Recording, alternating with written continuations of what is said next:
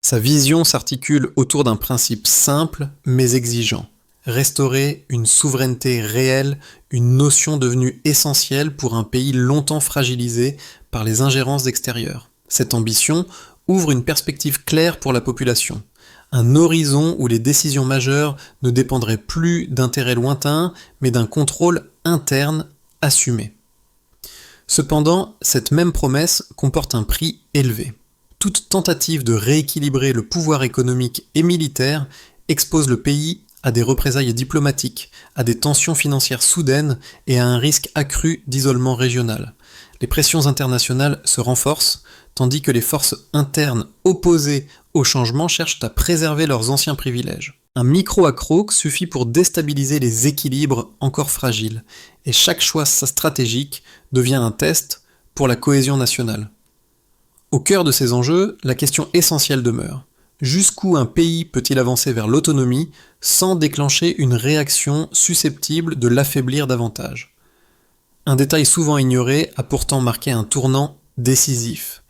Lorsque les premières évaluations ont révélé que près de 40% des contrats liés aux ressources naturelles n'étaient pas favorables au pays, une brèche s'est ouverte dans l'ancien système. Dans le même temps, un retrait progressif des forces étrangères a redéfini le paysage sécuritaire, obligeant l'État à assumer seul une partie du territoire. C'est dans cette double dynamique qu'Ibrahim Traoré s'est imposé comme le visage d'un renversement plus large. Son accession au pouvoir en 2002 n'a pas suscité d'intérêt immédiat sur la Chine internationale. Beaucoup le considérant comme un officier, parmi d'autres, dans un Sahel saturé de crises politiques. Pourtant, l'évolution rapide du contexte régional a mis en lumière la portée de ses choix. Le Sahel, déjà morcelé par l'héritage colonial, les conflits civils et la dépendance économique, traverse une phase de recomposition profonde. Des décennies d'accords déséquilibrés avaient laissé le Burkina Faso dans une position vulnérable, dépendante de structures imposées de l'extérieur et d'une architecture sécuritaire fragmentée. Lorsque Traoré a affirmé vouloir rompre avec ces mécanismes, le geste s'est inscrit dans un mouvement continental plus vaste, où plusieurs États tentent de se libérer des réseaux d'influence hérités du passé. Le pays, quant à lui, se trouvait déjà fragilisé par les attaques djihadistes, la pression humanitaire, la dégradation des infrastructures rurales et l'effritement progressif de la cohésion sociale. Chaque région vivait une crise spécifique entre déplacements massifs de population, raréfaction des ressources et dysfonctionnement institutionnel. La montée de Traoré a révélé les tensions accumulées et a mis en lumière un désir latent de transformation, notamment parmi les jeunes générations. Dans ce contexte, la question n'était plus seulement de savoir si un changement était possible, mais comment ce changement pouvait être structuré pour éviter un basculement vers l'instabilité totale. C'est cette zone grise entre la nécessité d'agir et la crainte de la rupture qui façonne désormais le destin politique du Burkina Faso. Au début de son mandat, une figure particulière s'est imposée comme repère pour comprendre l'évolution du pays. L'officier de terrain, celui qui connaît intimement les zones rurales où se joue une grande partie de la stabilité nationale. À travers les premiers déplacements gouvernementaux, ces acteurs locaux ont servi de relais essentiels pour mesurer l'impact réel des décisions prises à Ouagadougou. Dans la région du centre-nord, par exemple, des responsables communautaires ont observé un effet immédiat de la réorganisation sécuritaire, le retour progressif de familles déplacées, encouragé par la présence accrue des unités locales. Ce mouvement timide mais perceptible signalait qu'une partie de la population retrouvait la confiance nécessaire pour envisager une reprise agricole malgré les risques persistants. Plus au sud, dans les zones minières, la révision des contrats économiques a généré une recomposition de l'activité, où certains exploitants locaux ont commencé à bénéficier d'une redistribution plus équilibrée des revenus. Ces transformations demeurent fragiles, mais elles illustrent les premiers mécanismes d'un changement plus profond. Dans ce paysage mouvant, Ibrahim Traoré apparaît comme la figure catalysant une nouvelle manière de gouverner, centrée sur la reconquête des leviers internes. Son influence ne se manifeste pas uniquement par des réformes nationales, mais par une présence directe sur le terrain, destinée à rappeler que la souveraineté s'exerce d'abord dans les espaces les plus exposés. Pour beaucoup, ces gestes donnent une cohérence à la trajectoire du pays, même lorsque les résultats demeurent partiels ou contestés. En filigrane se pose une interrogation simple. La stabilité peut-elle réellement se construire loin des périphéries ? Le déclencheur s'est produit dès les premières semaines suivant la prise de pouvoir d'Ibrahim Traoré. Un geste net, abrupt, la fermeture des bases militaires étrangères. Cette décision, annoncée sans détour, a immédiatement modifié l'équilibre sécuritaire du Burkina Faso. Les acteurs internationaux ont réagi avec prudence, parfois avec irritation, mais le signal était clair. Le pays voulait reprendre la main.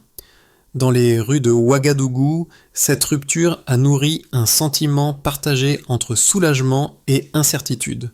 Beaucoup voyaient dans cette mesure un acte de souveraineté assumé. D'autres redoutaient que l'État, déjà éprouvé, ne se retrouve isolé face à des groupes djihadistes mieux armés.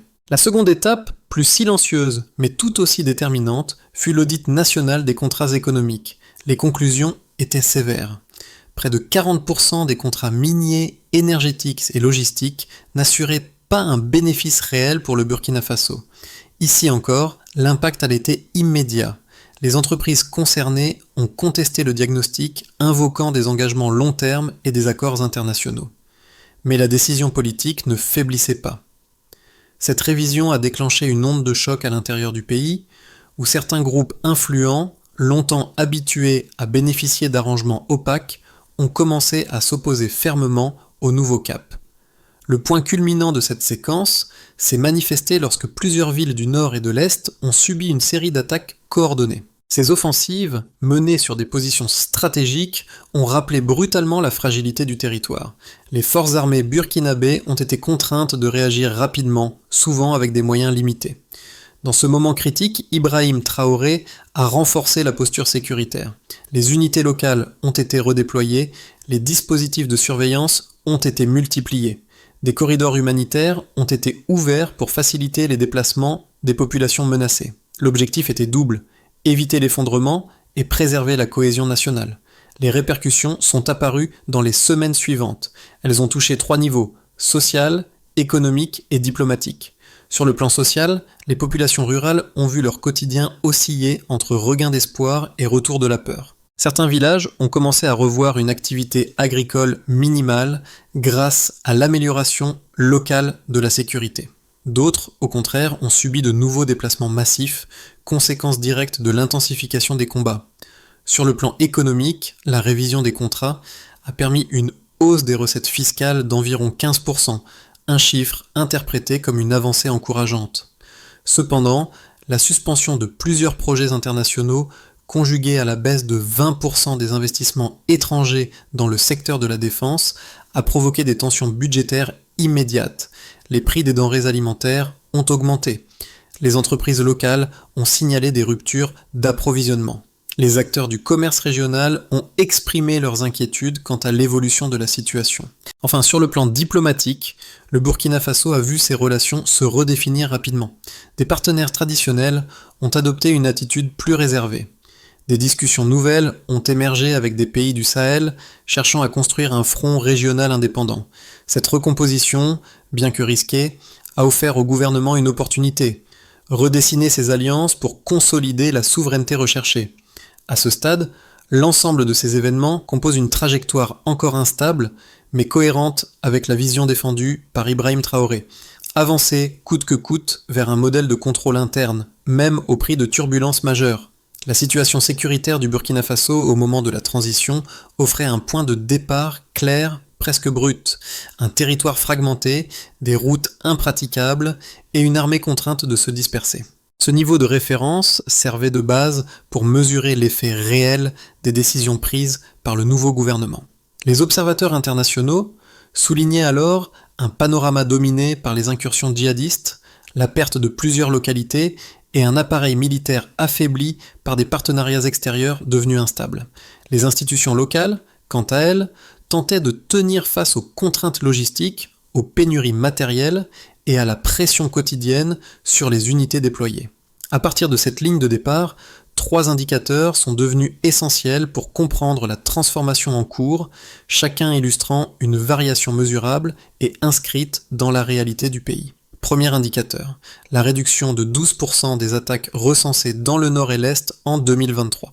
Ce chiffre traduit un effet direct des redéploiements sécuritaires dans les zones rurales. L'accent mis sur des unités locales, mieux insérées dans les communautés, a permis de reprendre certains axes stratégiques. Bien que cette baisse soit partielle, elle constitue un signal tangible d'une amélioration ciblée et non d'un recul généralisé. Les autorités insistent cependant sur la nécessité de maintenir cette dynamique pour éviter une résurgence rapide des violences. Deuxième indicateur. Une augmentation d'environ 15% des recettes fiscales obtenues après la révision des contrats miniers jugés défavorables. Ce gain reflète la capacité du pays à restaurer un contrôle économique longtemps dilué. La renégociation des accords, notamment dans l'or et le lithium, a permis un retour de ressources vers le budget national. Cette hausse, bien que modeste à l'échelle régionale, offre une marge de manœuvre financière indispensable pour les investissements prioritaires. Elle signale également la recomposition d'un modèle où les revenus stratégiques restent sous supervision interne. Troisième indicateur, une baisse de 20% des investissements étrangers dans le secteur de la défense. Cette chute est la conséquence directe de la rupture avec certains partenaires internationaux. Elle traduit la vulnérabilité financière d'un pays assumant une transition vers plus d'autonomie militaire. Les chaînes de fourniture, déjà tendues, ont été partiellement perturbées, obligeant l'armée à revoir l'organisation de ses stocks. Ce recul montre que l'autonomie politique s'accompagne d'un risque matériel immédiat et exige une adaptation continue. Ces trois variations, baisse mesurée des attaques, hausse ciblée des recettes, recul important des financements extérieurs, dessinent une transformation inégale mais cohérente. Elles montrent la complexité d'une trajectoire où chaque progrès s'accompagne d'une tension nouvelle, chaque consolidation d'une fragilité parallèle. La dynamique interne évolue, mais les contraintes extérieures rappellent que le pays se situe dans un espace d'équilibre instable. Les tensions sociales et économiques restent très présentes, notamment dans les zones rurales où la sécurité ne s'améliore pas de manière uniforme. Les marchés locaux continuent de subir l'impact des ruptures logistiques, et les fluctuations des prix alimentaires témoignent d'une vulnérabilité persistante. Pourtant, ces données quantifiées, aussi limitées soient-elles, constituent des repères indispensables. Elles permettent de comprendre l'ampleur des réformes engagées et les conséquences directes qu'elles génèrent dans l'immédiat. Elles servent surtout à mesurer les efforts nécessaires pour maintenir une trajectoire d'autonomie dans un environnement régional hostile. L'évolution de ces indicateurs au cours des prochains mois décidera en grande partie de la capacité du Burkina Faso à consolider la souveraineté recherchée. Deux lectures opposées dominent aujourd'hui le débat autour de la trajectoire prise par le Burkina Faso. La première, défendue par une partie des observateurs internationaux, s'appuie sur l'idée que la rupture stratégique opérée ces dernières années a entraîné un risque accru pour les institutions démocratiques. Selon cette perspective, la centralisation du pouvoir, la révision unilatérale des alliances militaires et la suspension de plusieurs accords extérieurs constituent les signes d'un glissement progressif vers un modèle politique moins ouvert. Les critiques soulignent également que la baisse des VSI, des investissements internationaux, notamment dans le secteur de la défense, fragilise la capacité du pays à répondre efficacement aux menaces djihadistes. Pour eux, l'autonomie recherchée pourrait se transformer en isolement structurel, réduisant les marges de manœuvre économiques et diplomatiques. Face à cette vision, un second courant argumente que les ruptures opérées étaient devenues nécessaires pour sortir d'un statu quo considéré comme insoutenable.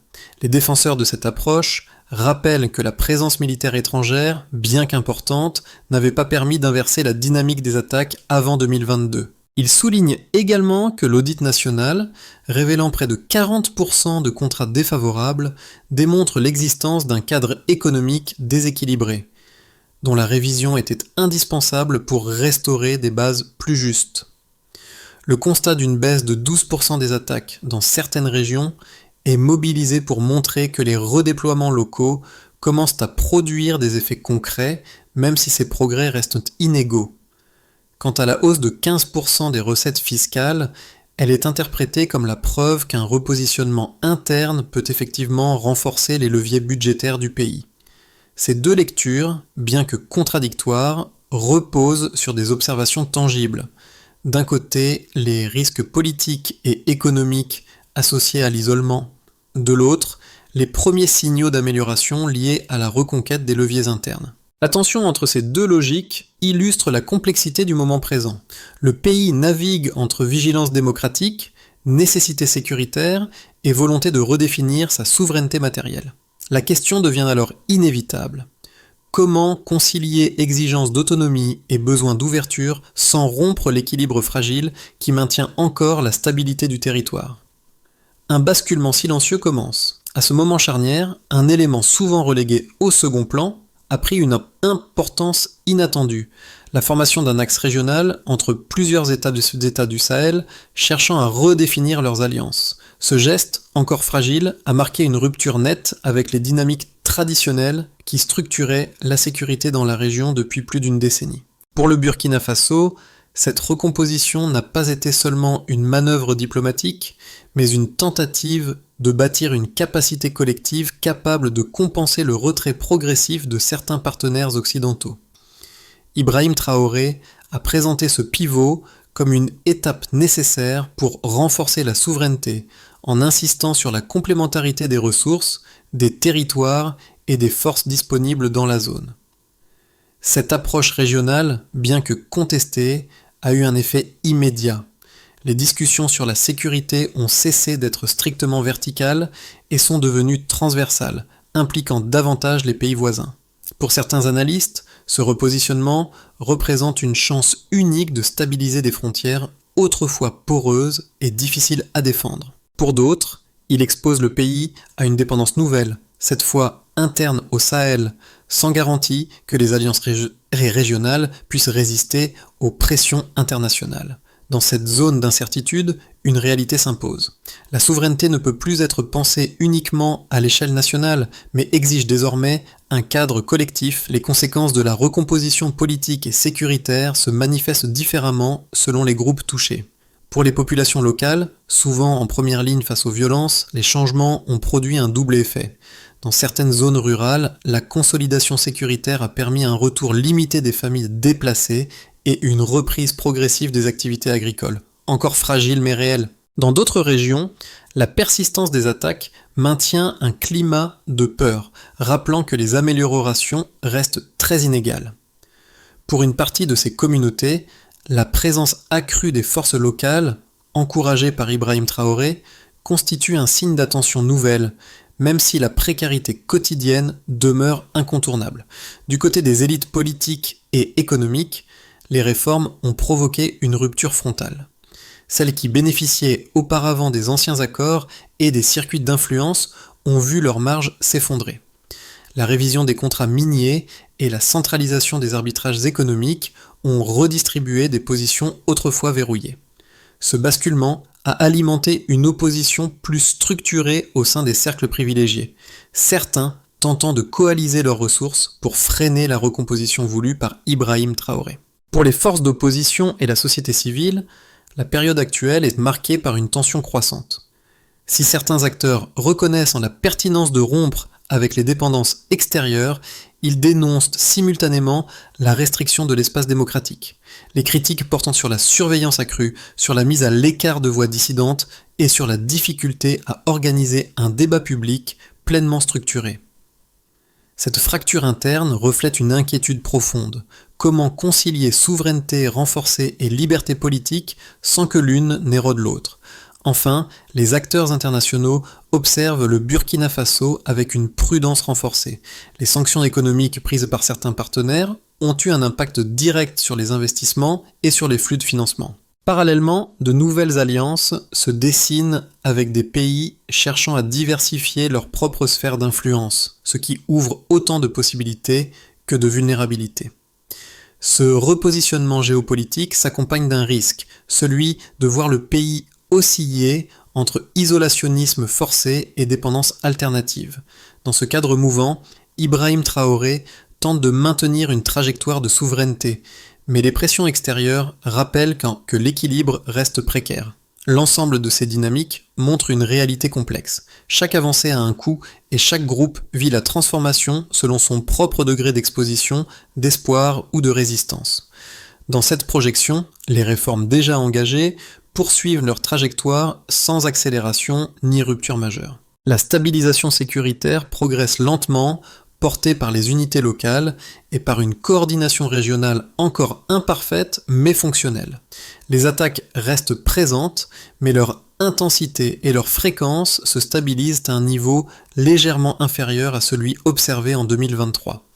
Sur le plan économique, les recettes issues des ressources naturelles continuent d'augmenter de manière modérée grâce aux contrats révisés, tandis que les investissements étrangers demeurent faibles. Le pays parvient à maintenir un équilibre fragile. Assez de stabilité pour éviter un effondrement, mais pas assez de marge budgétaire pour engager un développement significatif.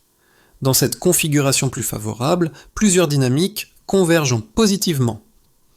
La coopération entre les pays du Sahel se renforce réellement, permettant une mutualisation des ressources militaires et logistiques. Cette coordination réduit les attaques dans plusieurs zones rurales et sécurise des axes stratégiques longtemps contestés. L'économie connaît une amélioration lente mais visible. Les acteurs locaux profitent d'un environnement plus prévisible, les projets agricoles gagnent en productivité et les recettes fiscales stabilisées offrent un levier d'investissement. Sur le plan diplomatique, le pays amortit progressivement les effets des sanctions en diversifiant ses partenariats.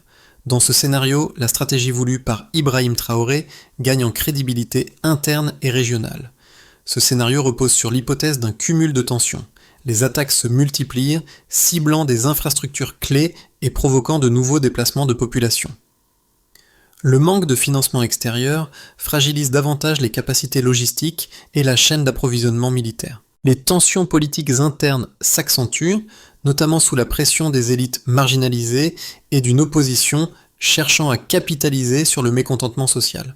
Sur le plan international, le pays s'isole davantage, contraint de naviguer entre des alliances limitées et des contraintes économiques sévères. Dans un tel contexte, les régions les plus vulnérables risquent de connaître un recul important en matière de sécurité et de cohésion sociale. Face à ces trois trajectoires possibles, un principe s'impose. Analyser chaque évolution non comme un signe définitif, mais comme une partie d'un cycle où progrès et recul alternent, ce qui permet de lire l'avenir du pays avec vigilance, mais sans précipitation. Pour comprendre pleinement l'évolution du Burkina Faso, il faut regarder au-delà des chiffres et des alliances. Les transformations en cours touchent directement trois cercles de vie qui structurent la société: l'espace individuel, l'espace communautaire et l'espace national. Pour de nombreux citoyens, les changements actuels se traduisent d'abord par une réorganisation du quotidien. La reprise partielle de certaines activités agricoles redonne un rythme familier à ceux qui vivent de la terre, même si la peur des attaques demeure. Les ajustements économiques, bien que modestes, influencent le prix des denrées, la disponibilité de biens essentiels et la stabilité des revenus. Dans ce premier cercle, chaque amélioration ou recul a une résonance immédiate, presque tangible. Les villages, quartiers et réseaux locaux ressentent les réformes de façon collective. Lorsque la sécurité se renforce dans une zone, les familles déplacées envisagent parfois un retour, ce qui réactive des solidarités longtemps suspendues. Dans d'autres régions, la persistance des violences fragilise les structures sociales, mettant les chefs coutumiers, associations locales et collectifs citoyens sous pression. Ce niveau révèle l'importance cruciale d'un tissu communautaire capable de s'adapter rapidement aux fluctuations politiques et sécuritaires. Enfin, le pays dans son ensemble vit une phase de repositionnement identitaire. Les discours sur la souveraineté, la révision des alliances et les choix économiques alimentent un débat sur ce que signifie appartenir à une nation en recomposition. Certains y voient un élan nécessaire vers une autonomie réelle, tandis que d'autres s'inquiètent d'un rétrécissement de l'espace démocratique. Ce troisième cercle est celui où se joue la cohésion du Burkina Faso, car il détermine la manière dont la population interprète les sacrifices, les risques et les ambitions du moment. Dans ces trois dimensions, une constante demeure, chacun tente de trouver sa place dans un pays qui expérimente une nouvelle forme de trajectoire collective. Pour que le Burkina Faso avance vers une stabilité durable, plusieurs actions structurantes doivent être consolidées dans les mois à venir. Ces étapes, déjà évoquées dans les orientations officielles, forment une trajectoire où chaque maillon dépend du précédent, et où la cohérence d'ensemble devient essentielle pour soutenir l'élan voulu par Ibrahim Traoré. La priorité reste d'étendre la sécurité dans les régions du nord et de l'est, là où les groupes armés continuent d'exercer une pression constante. Le renforcement des unités locales, la sécurisation des axes et l'installation de postes avancés permettront de réduire les déplacements forcés et de restaurer progressivement la confiance. Sans cette base, aucun développement durable ne peut s'enclencher. La révision des contrats miniers doit s'accompagner d'une transparence accrue dans la gestion des recettes. L'objectif est de garantir que les bénéfices tirés des ressources stratégiques soutiennent directement les infrastructures, l'agriculture et les services essentiels. Une administration plus structurée permettra de maximiser les retombées internes et de limiter les dépendances extérieures. Les projets d'irrigation, la relance agricole et la reconstruction des marchés locaux sont indispensables pour stabiliser les familles affectées par les violences. Un soutien technique et logistique ciblé renforcera l'autonomie alimentaire et réduira la vulnérabilité économique. Pour avancer sans fracturer le pays, un cadre de dialogue doit être instauré avec les organisations civiles et certaines forces d'opposition. Cet espace n'exige pas une ouverture totale, mais une zone où la parole devient possible sans menacer la cohésion nationale.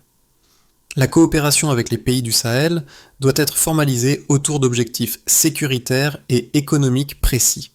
Cette dimension régionale constitue un levier essentiel pour compenser la baisse des partenariats traditionnels. Ces 5 étapes définissent en une voie où sécurité, économie et cohésion interne avancent de manière coordonnée, un chantier que le gouvernement d'Ibrahim Traoré devra maintenir avec constance. Dans cette phase décisive, une image revient comme un fil conducteur, celle de l'officier de terrain rencontré dans les premiers mois de transition. Ce personnage guide qui observait avec lucidité la fragilité et la force mêlée des communautés rurales. Son rôle discret mais essentiel continue de symboliser la réalité profonde du Burkina Faso. Un pays dont la stabilité se construit loin des capitales, au rythme des villages, des routes poussiéreuses et des champs qui renaissent lentement. Dans cette perspective, l'action d'Ibrahim Traoré prend une dimension humaine autant que politique. Les réformes, souvent perçues comme abruptes, trouvent leur sens lorsqu'on les regarde à travers le prisme de celles et ceux qui vivent chaque changement au quotidien. La souveraineté n'est pas un slogan. Elle s'incarne dans la capacité des familles à se réinstaller, des cultivateurs à semer à nouveau, des communautés à s'organiser malgré les incertitudes. C'est dans cet entrelac fragile que se joue la profondeur du moment actuel. L'avenir du pays ne dépend pas uniquement des choix stratégiques, mais de la manière dont ces choix touchent les vies ordinaires. Ce lien, parfois invisible, forme la véritable mesure du chemin parcouru. À ce stade de l'histoire du Burkina Faso, chaque citoyen, chaque observateur et chaque partenaire étranger est témoin d'une transformation dont l'issue reste ouverte. Le pays avance entre espoir et prudence, oscillant entre le désir de souveraineté et la nécessité de préserver un espace de stabilité. En 2020, au cœur d'un Burkina Faso épuisé, un chiffre a soudain changé de sens pour la région. Une baisse annoncée de 12% des attaques, contrastait brutalement avec une chute de près de 20% des soutiens économiques, comme si chaque pas vers la sécurité coûtait une partie de l'avenir commun. Pour un observateur lointain, que signifie vraiment ce paradoxe lorsqu'il est porté par Ibrahim Traoré, jeune chef d'État contesté et célébré à la fois? Dans le Sahel, une accalmie fragile cache peut-être une tempête politique beaucoup plus vaste. Dans un Burkina Faso plongé dans une crise politique, sécuritaire et économique, l'arrivée d'Ibrahim Traoré a agi comme une promesse inattendue d'inflexion nationale.